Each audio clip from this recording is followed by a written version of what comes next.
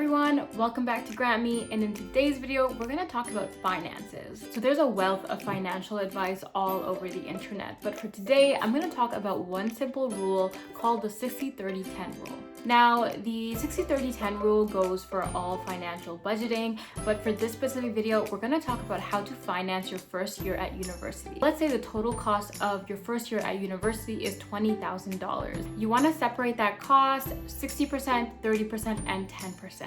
So firstly, 60%. 60% as a student should come from your part-time work, any internships you might have, any monetary gifts from your friends or family. This could be money that your parents set aside for you for your education. It could be money that you've personally saved up because you knew you wanted to go to university, and in general from your savings. So that 60% is the majority of how you will pay your tuition. The 30% of it should come from scholarships, grants, and bursaries. Now, scholarships, grants, and bursaries are all similar in the way that they're all going to give you free money, but they also all have their own differences between themselves. Scholarships are usually going to be based off of your academic marks and your merit, so all the scholarships that you write and as well as your GPA. Scholarships are usually looking for students who have worked in their community, who have shown an initiative for community services. So it really doesn't have anything to do with your financial situation, although there could be a section of that scholarship that's asking about your financial situation, but it mostly has to do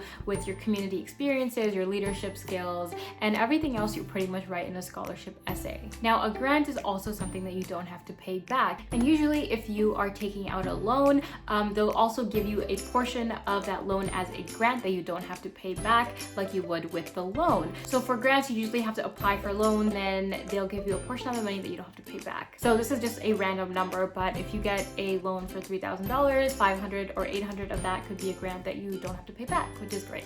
Secondly, bursaries are usually given by the university to students who have exhausted all of their options for financial aid, and so they can now apply to a bursary, and those are also based on financial need. And of course, you don't have to pay this back. So for the case of a bursary, you usually also need to take out a loan. And this doesn't go for all universities, but it definitely goes for some. Lastly, for the 10%, this is allotted to the parts of your budget that you will cut out to pay for schooling. Now, this can be anything that you think is unnecessary. For that can give you that textbook, which they're usually trying to get rid of for a heavily discounted price, and it's the same content as if you were to buy a new textbook. And sometimes the earlier editions of a textbook are way cheaper than the latest edition.